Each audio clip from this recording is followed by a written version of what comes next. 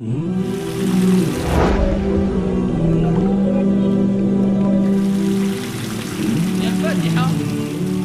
elle est appelée, elle a plusieurs noms. Fatihatul Kitab, Ummul Qur'an, Al-Asas, Al-Kafiya, Al-Shafiya. Elle a plusieurs noms qui ont été établis dans le Coran et la Sunna et donnés par les salaf et par les savants. Al-Fatiha, c'est A'zam Surah fi Kitabillahi Azza wa Jal. C'est la sourate la plus grande, la plus importante dans tout le livre d'Allah subhanahu wa ta'ala. Et c'est pour ça qu'on commence par Surat Al-Fatiha et c'est l'ouverture. Et c'est Ummul Qur'an, la mère du Coran. Fatihatul Kitab, l'ouverture du Coran. Al-Ulama, ils ont dit, Surat Al-Fatiha, elle résume les grands sens et les priorités qui sont essentielles et qu'on retrouve dans tout l'ensemble du Coran. Mais Surat Al-Fatiha, elle est considérée comme celle qui guérit par la permission d'Allah. Et le prophète, il l'a appelée aussi Al-Ruqya. Il a dit c'est une Ruqya. Surat Al-Fatiha. Maintenant, il y a des gens, ils vont venir, et peut-être, et sûrement moi le premier, même si tu récites Surat Al-Qur'an kullu, min Surat Al-Baqarah ila Surat Al-Nas, ala ahad al-ikhwa, yani, ربما il a été touché par un djinn ou un mas ou je ne sais quoi, eh bien ici, tu vas voir aucun effet. Alors que les Sahaba radiyallahu anhum wardahum, ils venaient poser leurs mains. Alhamdulillah. ربما la plupart ils arrivent à Iyaka na'budu wa Iyaka nasta'in, la personne elle se lève, elle partait avec plus rien. Parce que c'est quoi? Est-ce que c'est les textes qu'on va accuser ou c'est la personne qu'on va accuser? C'est toi qu'on accuse, c'est pas le texte. Le Fatiha c'est une cause de guérison. Le Coran al-Karim tout entier c'est une cause de guérison, et particulièrement Surat al-Fatiha. Allah dit wa nunazzilu min al-Qur'an ma huwa shifa wa rahma lil mu'minin. Et on a descendu dans le Coran ce qui a comme guérison et miséricorde pour les croyants. Il y a une guérison dans le Coran, mais particulièrement dans certains versets et certaines sourates où le prophète alayhi salam il a mis l'accent. Ayatul Kursi, c'est a'zamul aya fi kitabillah. Al-aya, on parle du verset, c'est Ayatul Kursi. Mais la plus grande sourate, c'est Surat Al-Fatiha. La plus importante sourate, Surat Al-Fatiha. Et le plus grand des versets, c'est Ayatul Kursi. Et Surat Al-Fatiha, qu'est-ce qu'il y a dedans? Il y a la glorification, la grandeur d'Allah Azza wa Jalla. Les noms d'Allah subhanahu wa ta'ala, on trouve des noms d'Allah Azza wa Jalla, les attributs d'Allah Jalla fi'ula. On trouve Al-Ibada, on trouve Al-Rububiyya dedans. On trouve l'assistance auprès d'Allah Azza wa Jalla. On trouve le fait de demander à Allah de nous écarter contre l'égarement, contre l'agissement sans science. Mais est-ce que quand tu récites Surat Al-Fatiha, tu l'as médité, tu as Surat Al-Fatiha, Alhamdulillah, Rabbil Alamin, Rahman, ouais, il a rien, je récitais 100 fois. Ibn al-Qayyim, rahimahullah ta'ala, il disait, j'avais l'habitude quand j'étais à la Mecque, quand je ressentais une douleur, de prendre l'eau de Zamzam et de réciter 7 fois Surat Al-Fatiha.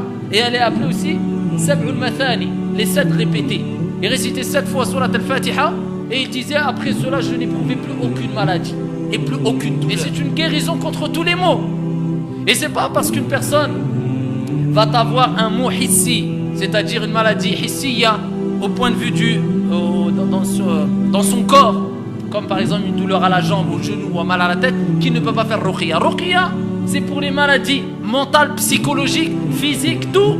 C'est ça, c'est une guérison Coran pour tout. Et ici, il disait, je récitais 7 fois Surat Al-Fatiha dans l'eau de Zamzam, alhamdulillah, par la permission d'Allah.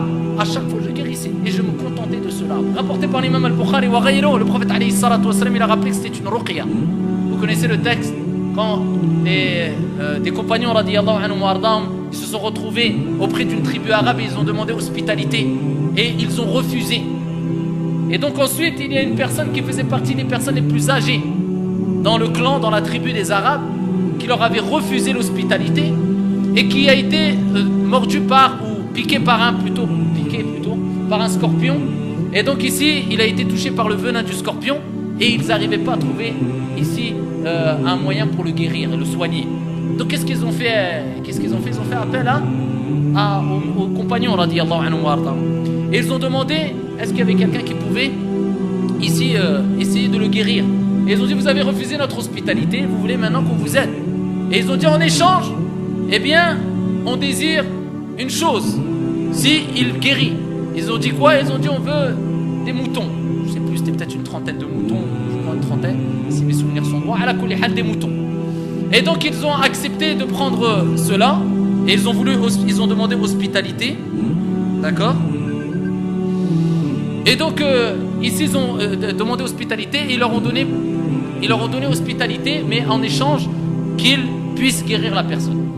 Et donc une personne d'entre eux s'est rapprochée de la personne malade et il a récité Surat al-Fatiha. Et il a rapporté que quand il récitait Surat al-Fatiha, la personne, c'est comme si elle se comment on va dire ça, comme si elle se réveillait, elle sortait d'un état bizarre, malade, comme si elle se réveillait, elle bougeait un peu comme ça, elle se réveillait, et à peine il a terminé Surat al-Fatiha, c'est comme s'il n'avait plus rien arrivé, il n'avait rien du tout. Et il était piqué par un scorpion. C'est pas comme quelqu'un qui est piqué par un scorpion, c'est du venin.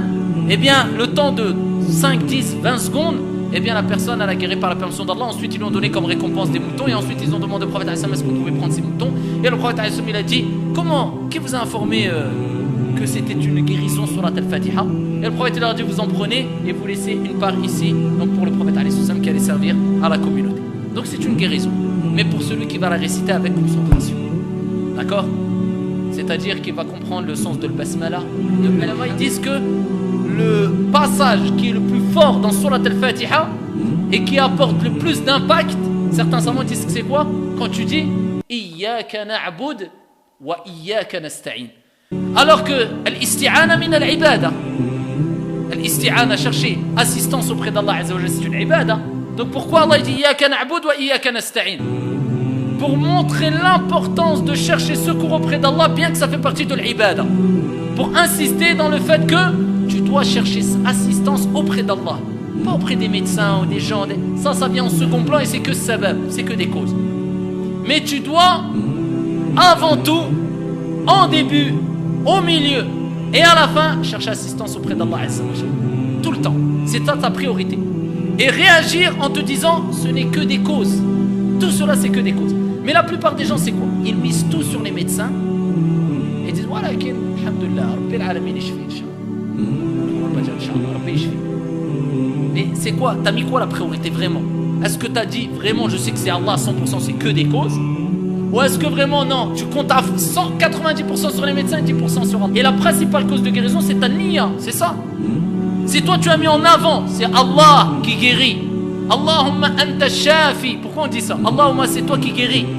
La shifa'a illa shifa'uk.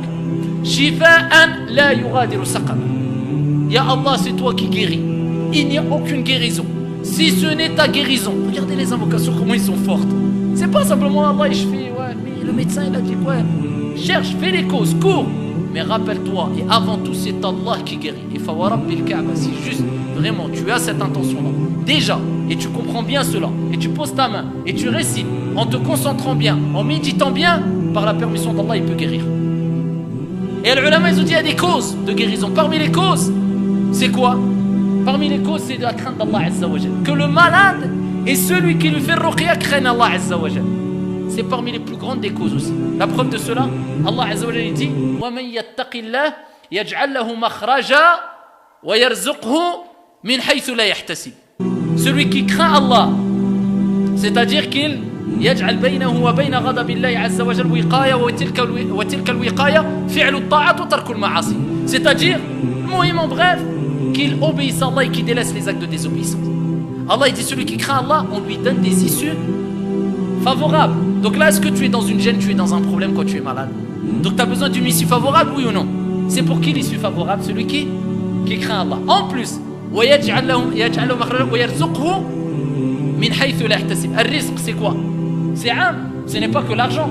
Al-rizq c'est quoi? C'est une femme pieuse, c'est un homme pieux, c'est la santé, c'est l'argent, c'est l'iman. Tout ça, ça fait partie du rizq, on est d'accord? Allah Azza wa Jalla dit وَيَرْزُقْهُ مِنْ حَيْثُ لَا يَحْتَسِبُ.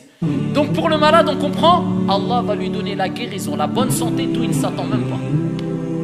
Les gens, et combien de médecins ils disent? On cherchait là, jamais on aurait cru que... Ou alors ils ne comprennent pas. Ils disent on a tout fait, mais du jour au lendemain, il n'a plus rien. C'est vrai ou pas? C'est quoi? On ne comprend pas. وَمَنْ يَتَّقِ اللَّهِ يَجْعَلْ لَهُ مَخْرَجًا وَيَرْزُقْهُ مِنْ حَيْثُ لَا يَحْتَسِبُ. Parmi les plus grandes causes de guérison, c'est quoi?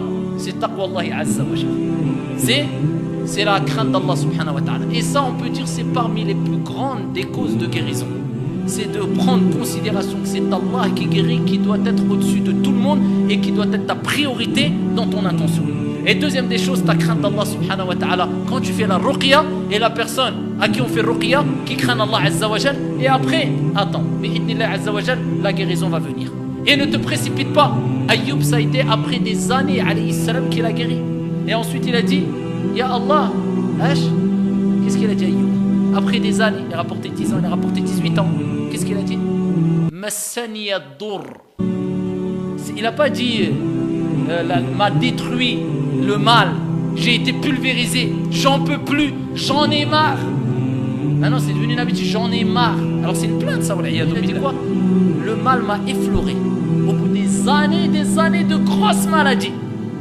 Il a dit, toi tu es le plus miséricordieux des miséricordieux.